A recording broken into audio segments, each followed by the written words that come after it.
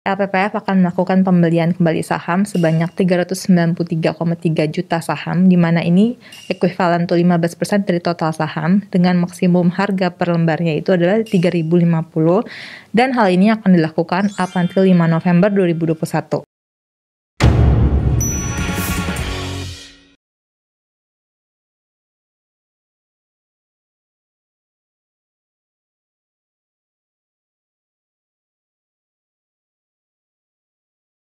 Welcome to Superstock. Di episode kali ini, tim research Mirai Aset Sekuritas Indonesia telah memilihkan satu saham dari sektor retail. Saham dengan kode LPPF ini memiliki pergerakan harga yang luar biasa selama 1 tahun terakhir. Harga sahamnya telah naik 400%. Seperti apa informasi dan analisa emiten LPPF ini? Selengkapnya akan disampaikan oleh Christine Natasha dari tim research Mirai Aset Sekuritas Indonesia. Hai Christine. Hai Aulia.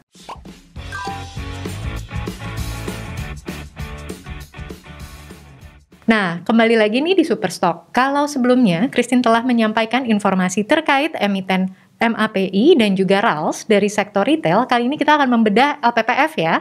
Seperti yang sudah kita ketahui, ternyata saham LPPF ini selama setahun terakhir telah naik 400% nih. Apa katalis positif yang mendorong kenaikan harga dari emiten ini? Seperti yang kita tahu, valuasi LPPF itu kalau kita lihat masih relatif lebih atraktif dibandingkan retail lainnya. Dan di second quarter 2021 kemarin, LPPF membukukan net profit atau bottom line yang relatif lebih baik juga dibandingkan retail lainnya, dan juga melebihi ekspektasi dari para analis. Lalu kita melihat juga fokus mereka yang akan membuka toko-toko di 2022, yang dimana itu dipandang cukup positif, dan juga adanya fokus pada perubahan strategi bisnis mereka yang lebih memfokuskan terhadap omnichannel yang menurut kita itu akan membuahkan hasil ke depannya. Jadi memang banyak sekali ya katalis positif nih ya untuk LPPF sendiri. Dan kita lihat berdasarkan informasi laporan keuangan, ternyata LPPF mampu membukukan SSSG sebesar naik 279,7% dibanding tahun sebelumnya yang minus 83,7%. Nah, apa yang mendorong improvement di revenue tersebut? Memang jika dibandingkan second quarter 2020, kita melihat adanya kenaikan traffic customer ke toko-toko LPPF. Namun jika dibandingkan second quarter 2019 memang masih lebih rendah. Namun positifnya kita melihat adanya improvement in transaction, dan juga barang-barang yang dibeli jumlahnya juga lebih banyak dan nilainya juga lebih tinggi. Nah, karena masih adanya PPKM di second quarter 2021, hal ini berimbas terhadap performance di daerah Jawa dan juga Bali. Namun best performing regions untuk second quarter 2021 itu adalah Sumatera, Kalimantan, dan juga Sulawesi. Jadi memang ternyata daerah-daerah yang menunjukkan adanya penurunan dalam performance ini bisa tercover oleh best performing regions tersebut ya? Iya, benar sekali. Sehingga LPPF mampu membukukan pendapatan di second quarter 2021 sebesar 2,4 triliun, di mana ini bertumbuh sebesar 107,1% secara Q-on-Q dan 242% secara year-on-year. Dan secara keseluruhan di first half 2021, LPPF membukukan pendapatan sebesar 3,1 triliun rupiah. Begitupun dengan bottom line, LPPF mampu membukukan net profit di second quarter 2021 sebesar 627,8 miliar. Dan kalau kita lihat, perusahaan juga berhasil manage mereka punya operating expenses dan juga menutup toko-toko mereka yang unprofitable, dan juga kita melihat adanya improvement revenue mereka yang berhasil membuat second quarter 2021 performance mereka menjadi lebih baik. Selanjutnya, salah satu strategi yang dilakukan oleh LPPF adalah pembukaan store atau akan ada gerai-gerai baru nih ke depannya. Seperti apa outlook dari toko-toko yang diharapkan buka segera ini? Perlu diketahui nih Al, jadi LPPF telah menutup 38 toko-tokonya mereka yang unprofitable dan juga memiliki very low margin.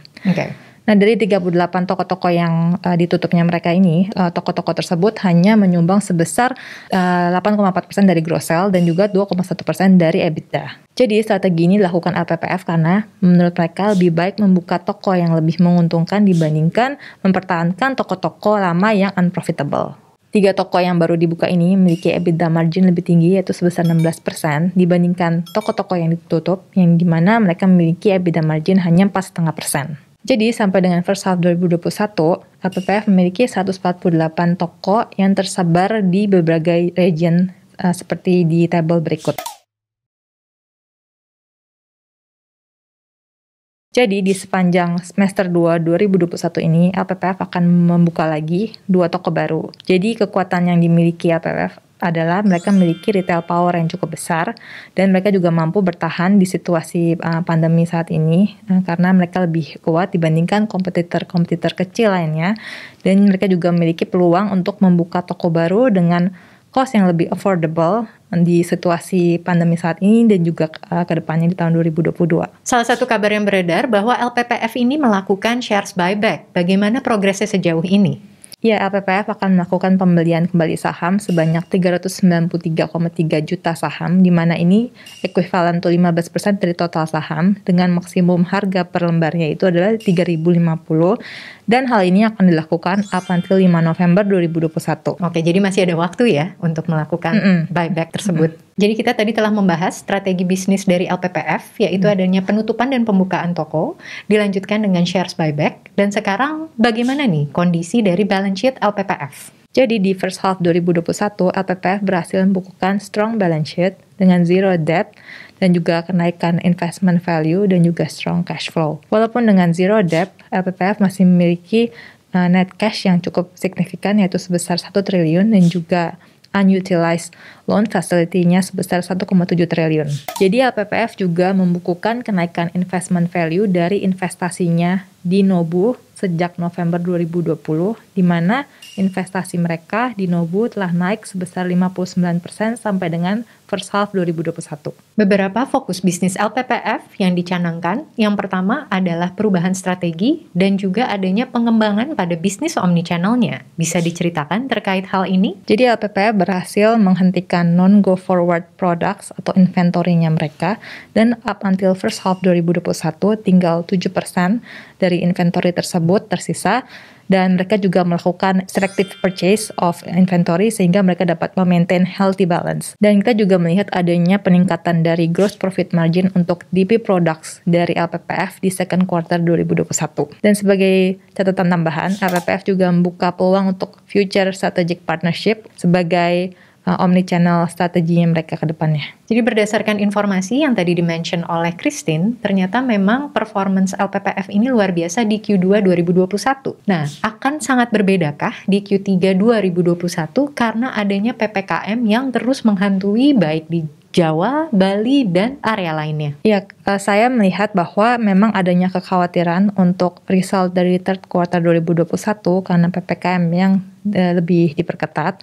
Namun untuk kedepannya, saya melihat bahwa dengan OPEX efficiency dari perusahaan dan juga higher EBITDA margin expectation karena penutupan toko-toko mereka yang unprofitable, saya melihat bahwa net profit mereka di 2021 ini dapat improve juga, sehingga saya menaikkan asumsi untuk net profit di 2021 dan juga di 2022. Dan LPPF juga memiliki inisiatif digital, dan kita melihat juga setelah pandemi nanti dengan perbaikan dari purchasing power dari masyarakat Indonesia itu juga akan menjadi key driver untuk performance dari LPPF. Oke, jadi kita lihat long term prospeknya ya, Tin ya? Iya, betul. Baik, terima kasih banyak Christine atas informasi dan analisa LPPF-nya. Sama-sama, Alia. Semua keputusan berinvestasi ada di tangan Anda sebagai investor. Pastikan sahabat Mirai Aset selalu terupdate dan mengetahui proyeksi saham super pilihan Anda. Sampai jumpa di episode Super Stock selanjutnya, dan happy cuan!